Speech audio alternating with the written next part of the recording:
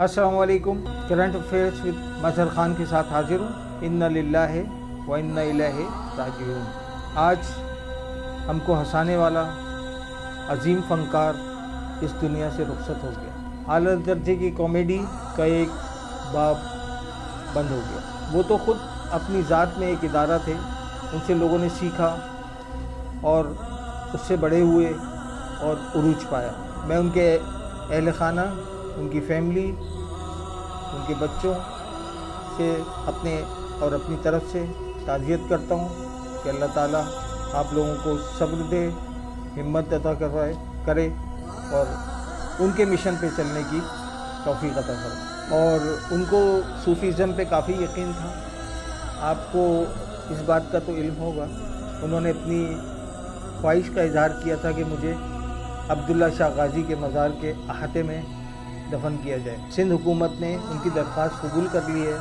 आज सईद गनी का बयान मैंने सुना है, उन्होंने कहा है कि इनकी तदफीन जो है वो अब्दुल्ला शाह गाज़ी के मज़ार के अहाते में होगी। उनकी मैयत आने में ताख़ीर हो रही है। उसकी वजह ये है कि पीर को वहाँ के ऑफिसेस खुलेंगे, जर्मन के सैटरडे संडे बंद होता है, तो वहाँ पे बल्दिया के जो ऑफिसेस हैं, म्यूनसिपलिटी ऑफिसेस, वो बंद होते हैं।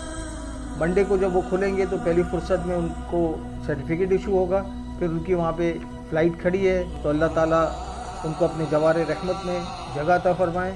हम उनके लिए एक मुकम्मल प्रोग्राम चंद दिन पहले ही उनकी ज़िंदगी पे कर चुके हैं, इसलिए मैं ज़्यादा उनकी ज़िंदगी पे प्रोग्राम में ज़िक्र नहीं करूँगा।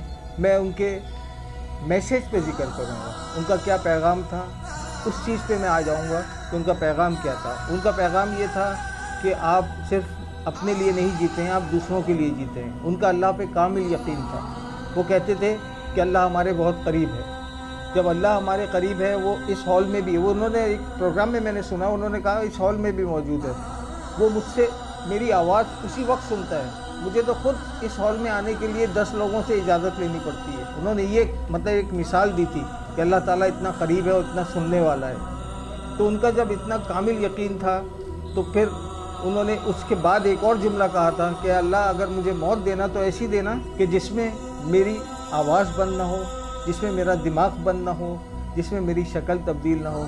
या अल्लाह मुझे इस तरह ना उठाना और मेरे ना करदा या करदा गुनाहों की माफ़ी तलाफ़ी कर दो। हाँ, तो फिर हमने क्या मोटिवेशन हासिल की उनके प्रोग्राम से? क्या हम हंसते रहे, क़हक़हे लगाते रहे? उसके अलावा कुछ भी नहीं। जो उनके पैगाम थे वो क्या थे, वो पता है ना आपको। वो हर प्रोग्राम में कहा करते थे कि ऐसा करना चाहिए, वैसा करना चाहिए, माँ की इतनी इज्जत करनी चाहिए, अपनी माँ के लिए कितनी, मतलब उन्होंने एक प्रोग्राम में मैंने सुना है खुद अपनी कानों से और देखा भी है उस प्रोग्राम को।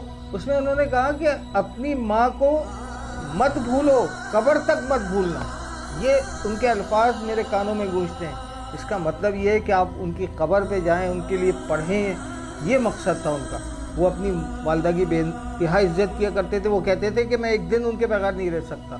तो कहने का मकसद ये है कि हमें इतने बड़े बड़े आर्टिस्टों से कोई मोटिवेशन लेनी चाहिए, इंस्पिरेशन लेनी चाहिए। हमें नौजवान नस्ल को, बच्चों को, फैमिली वालों को, सबको, क्योंकि ये सिर्फ ये फ़नकार या कॉमेडी नहीं कर रहे होते। इस किस्म के जो लोग होते हैं, ये हज़ारों साल में एक पैदा होता है। इस किस्म के लोग बहुत कम पैदा होते हैं। जब उन्होंने इतना बड़ा प्रोग्राम, इतने बड़े उरूज पाया, इतना बड़ा नाम पाया, तो उसकी वजूहात कुछ और थी। तो अल्लाह ताला ने उनको सलाहियतें मुख्तलिफ दी थी। कौन आदमी शायर भी हो सकता है, कौन आदमी म्यूजिशियन भी हो सकता है, कौन आदमी गुलकार भी हो सकता है, कौन आदमी कॉमेडियन, ड्रामा निगार, फिल्में लिखना, ड्रामे लिखना, स्टेज लिखना आसान काम है। यानी ऑल इन वन थे वो। तो मेरा कहने का मकसद ये है कि उस जैसा फ़नकार न पैदा हुआ है, ना ही बड़े सग़ीर में कोई पैदा होगा। मज़ीद मैं ये कहना चाह रहा हूँ कि ये सब कुछ तो आपने सुन लिया।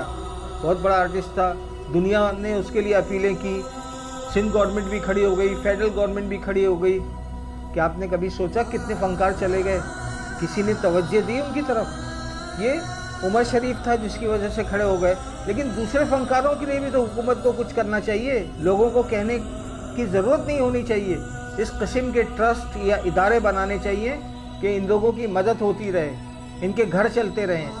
جب کرکٹ کے لیے ابھی رمیش راجا نے 1 لاکھ سے 5 لاکھ ان کا وظیفہ مقرر کر دیا ہے لوکل کرکٹرز کا، نہ ٹیسٹ ٹیم کے یا T20 کے کرکٹرز، جو لوکل کرکٹ کلبز کرکٹ جو کھیل رہے ہیں ان کے لیے، ان کے گھر چلانے کے لیے، یہ وسیم راجا کے یہ الفاظ تھے کہ ان کا گھر چلے گا اس سے۔ تو کیا ہم فنکاروں کے لیے ایسا نہیں کر سکتے؟ کووڈ میں انہوں نے بہت تکلیفیں اٹھائیں، کووڈ کے دوران فنکار جو ہے بھوکے مر رہے تھے۔ عمر شریف یا معین اختر یا اس قسم کے جو بڑے فنکار تھے ان لوگوں نے مدد کی، اس سے چلے۔ حکومت کی طرف سے کوئی مدد نہیں ہے۔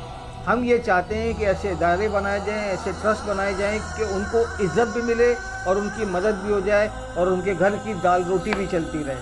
آج کے پروگرام کے لیے میں اتنا ہی چھوڑتا ہوں، پھر انشاءاللہ آئندہ بھی اس پہ گفتگو ہوتی رہے گی اور امید ہے آپ لوگوں کو پسند آئے گا۔